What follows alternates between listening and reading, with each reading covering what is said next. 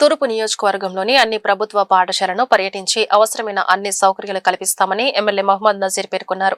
పాత బస్టాండ్ సెంటర్లో ఉన్న ఉర్దూ పాఠశాలలో ఎమ్మెల్యే మహమ్మద్ నజీర్ విద్యార్థులకు జామెంట్రీ బాక్సులు పంపిణీ చేశారు. ఈ సందర్భంగా ఎమ్మెల్యే మాట్లాడుతూ నారా లోకేష్ విద్యాశాఖ మంత్రిగా చేసిన సంస్కరణల వల్లనే నేడు ప్రభుత్వ పాఠశాలలు విద్యార్థుల ఫోటోలు దినపత్రికల్లో వస్తున్నాయని చెప్పారు. గత ప్రభుత్వం విస్మరించిన బీసీ ఇంటిగ్రేటెడ్ పాఠశాలను కూటమి ప్రభుత్వం అధికారంలోకి రాగానే 2.5 కోట్లతో అభివృద్ధి చేశామని చెప్పారు. ఈ కార్యక్రమంలో మాజీ డిప్యూటీ మేయర్ సజిల, కొనకళ్ళ సత్యం, ఉపాధ్యాయులు, విద్యార్థులు పాల్గొన్నారు. నగరంలో ఉన్నటువంటి బీసీ ఇంటిగ్రేటెడ్ హాస్టల్లో వసతి ఉంటున్నటువంటి విద్యార్థినులు ముఖ్యంగా కూటమి ప్రభుత్వం ఏర్పడినటువంటి 2 సంవత్సరాల కాలంలోనే గత 5 సంవత్సరాలు పట్టించుకోకుండా ఒక తట్టమట్టి కూడా వేయకుండా కనీసం ఒక ఇటుకరాయి కూడా పెట్టినటువంటి బీసీ ఇంటిగ్రేటెడ్ హాస్టల్ను 4.5 కోట్ల రూపాయలతో కూటమి ప్రభుత్వం ఏర్పడినటువంటి ఈ సంవత్సర కాలంలో పూర్తిగా నిర్మాణం చేసి ఆ హాస్టల్లో దాదాపు 260 మంది పిల్లలు వసతి కల్పించేటువంటి విధంగా అద్భుతమైనటువంటి వసతులతో ఆ హాస్టల్ని నిర్మించడం చాలా గొప్ప విషయం.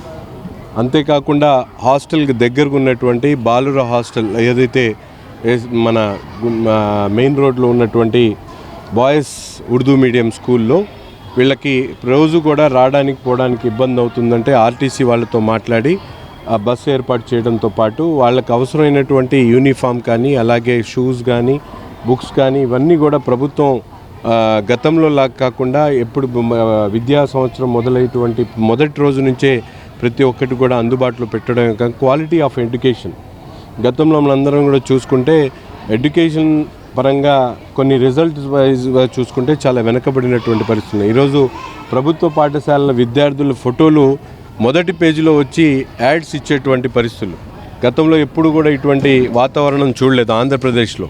ఈరోజు నారా లోకేష్ గారు విద్యాశాఖ మంత్రిగా ప్రమాణ స్వీకారం చేసినటువంటి 2 సంవత్సరాల్లోనే ఈ మన ప్రభుత్వ పాఠశాలకు సంబంధించినటువంటి విద్యార్థులు 10వ తరగతిలో మంచి మార్కులు తీసుకొని వచ్చి పేపర్లో ఈనాడులో ఎప్పుడు చూసిన ఈనాడు కానీ జ్యోతి కానీ సాక్షి కానీ ఈ పేపర్లు చూస్తే ప్రైవేట్ విద్యా సంస్థల ఫోటోలు వచ్చాయి.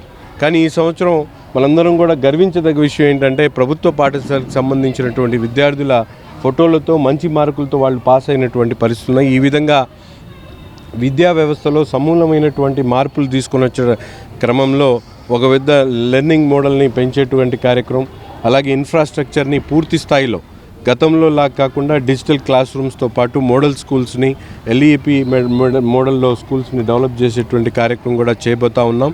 ముఖ్యంగా మన నియోజకవర్గంలో ఉన్నటువంటి ప్రతి ఒక్క పాఠశాలలో కూడా అవసరమైనంత వరకు ప్రతి ఒక్క పాఠశాలని విజిట్ చేయడం, అక్కడ ఉన్నటువంటి మౌలిక వసతులు గుర్తించడం, ఎవరైనా విద్యార్థులకు ఏమైనా లోటుపాట్లు ఉంటే వాటిని అందించేటువంటి కార్యక్రమంలో